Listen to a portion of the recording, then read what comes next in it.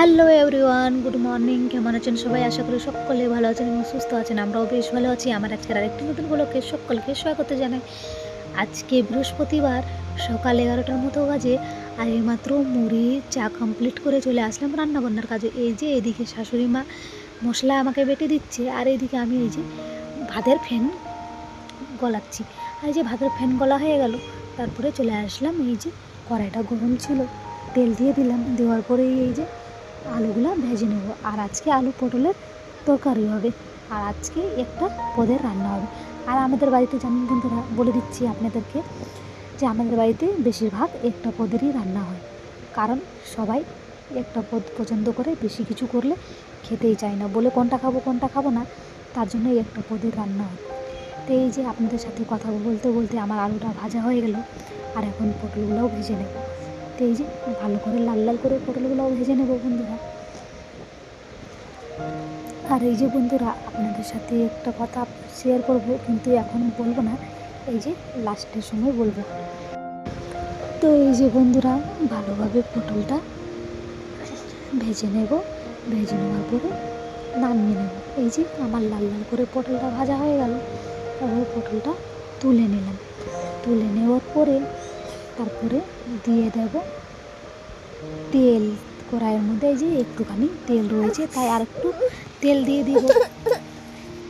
তারপরে দিয়ে এই যে তেলটা দিয়ে দেওয়ার পরে এই যে মশলাগুলো দিয়ে দিলাম। মশলাগুলোর মধ্যে আছে আদা, রসুন আর পেঁয়াজ, তারপরে টমেটো, আর এদিকে দিয়ে দেব হলুদ, লবণ, লঙ্কার গুঁড়ো, এগুলো পরিমাণ মতো দিয়ে দেব।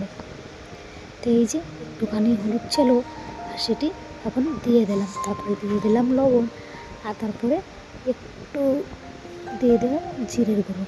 আর বন্ধুরা জানেন, এই লঙ্কার গুঁড়ো এখন নাই, মা গেছে দোকানে নিতে, তারপরে এই যে নিয়ে আসলে লঙ্কার গুঁড়োটাও দিয়ে দেবো। তো এই যে এদিকে মা লঙ্কার গুঁড়োটা নিয়ে চলে আসলো, তো লঙ্কার গুঁড়োটা দিয়ে দিলাম। আর ভালো করে এই যে মশলাটা ভেজে নিব। আর ভাজার সময় দেখুন কী পরিমাণে কড়াইয়ে লেগে যাচ্ছে। তো এদিকে মশলাটা ভাজা হয়ে গেছে, দিয়ে দেব এখন আলু। আলু দিয়ে দেওয়ার পরে যে ভালো করে কষিয়ে নেব। কষিয়ে নেওয়ার পরে তারপরে আমি দিয়ে দেবো পটল। তো এই যে আগে এটা আলুটা কষিয়ে নিই, তারপরে দিয়ে দেবো পটল। তো এই যে আমার এই রেসিপিটা আপনারা একবারে ট্রাই করেও দেখুন, নিশ্চয়ই আপনাদের ভালো লাগবে। তো এই যে বন্ধুরা, পটলটাও দিয়ে দেব, আর ভালোভাবে একটুখানি নাড়াচাড়া করে কষিয়ে নেব। আর কষিয়ে নেওয়ার পরে দিয়ে দেব জল। আর একটুখানি এখন দিয়ে দিলাম গরম মশলার গুঁড়ো। এই যে গরম মশলা না দিলে আমার কোনো সবজি টেস্ট লাগে না, আর ভালো লাগে না। আর আমি তাই সবগুলা তরকারির মধ্যেই গরম মশলা দিই। তো এই যে ভালোভাবে নাড়াচাড়া করে কষিয়ে নিলাম, তারপরে দিয়ে দিলাম একটুখানি জল। একটুখানি না, বেশি পরিমাণে জলটা দিয়েছি। আর আজকে ঝোল ঝোল সবজিটা করব, কারণ যে এই যে একটা পদের রান্না, তো এতগুলো মানুষ আছে, তাই ঝোল না করলে চলবে না বন্ধুরা। আর একটা এখন দুপুরে একবার খাবো, একবার রাত্রে খাবো, তাই একটু ঝোল ঝোল করে নামিয়ে নেব। তো দেখুন এইদিকে আমার হয়ে গিয়ে সবজিটা, আর এদিকে দেখে নিব একটু আলুটা সিদ্ধ হয়েছে কি না। এই যে কী পরিমাণে আলুটা সিদ্ধ হয়েছে না বলুন, যে পুরো আলুটাই ভালোভাবে সিদ্ধ হয়ে গেছে। আর পটলগুলোও তো সিদ্ধ হয়ে যায়, ভাজার সময় তো পটল সিদ্ধ হয়ে গেছে। এই যে তরকারিটা এখন নামিয়ে নেব। তো এই যে বন্ধুরা, এখন বাজে 7টা, আর 7টার সময় আমি চলে আসলাম। এই যে কাপড়গুলো গোছানো আছে, তাই এই যে গোছাতে চলে আসলাম। আর এগুলো কাপড় যে কীর্তনের সময় পরেছিলাম, তাই ধোয়াধুয়ি করে রেখে দিয়েছিলাম, কাচা ধোয়া করে। আর কোনো রকমের কাপড়গুলো গোছানো হয়নি, তাই ভাবলাম আজকে কাপড়গুলো গুছিয়ে নিই। এই যে ভালো করে আগে কাপড়গুলো গুছিয়ে নেব, শাড়িগুলো আগে গুছিয়ে নেব, তারপরে আনশিকার কাপড় রয়েছে। তাই যে আমার শাড়িগুলো গোছানোর পরে আনশিকার কাপড়গুলোও গুছিয়ে নেব।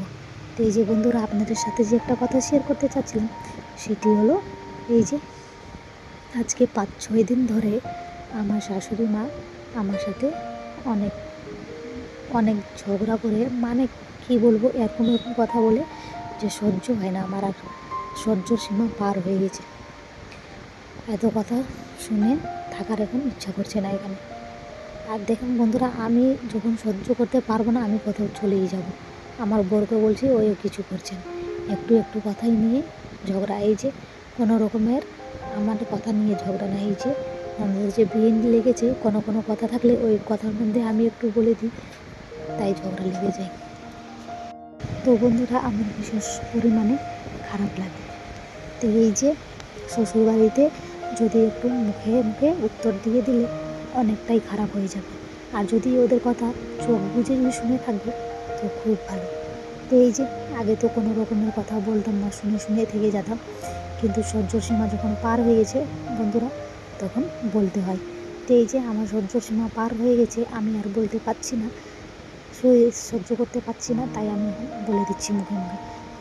যেটা আমার ভালো লাগবে সেটা আমি বলবো, আর যেটা আমি করিনি সেটা কথা বললে আমার খারাপ তো লাগবে, রাগ উঠবে, তাই এখন আমি বলে দিই। তাই এই যে শাশুড়ির লেগে যায় রাগ, আর রাগ লাগারও কোনো ব্যাপার নেই, লাগবে, কিন্তু আমি অত্যাচার আর সহ্য করব না কারো, নিজের খাই আর কারো অত্যাচার সহ্য করতে যাব না।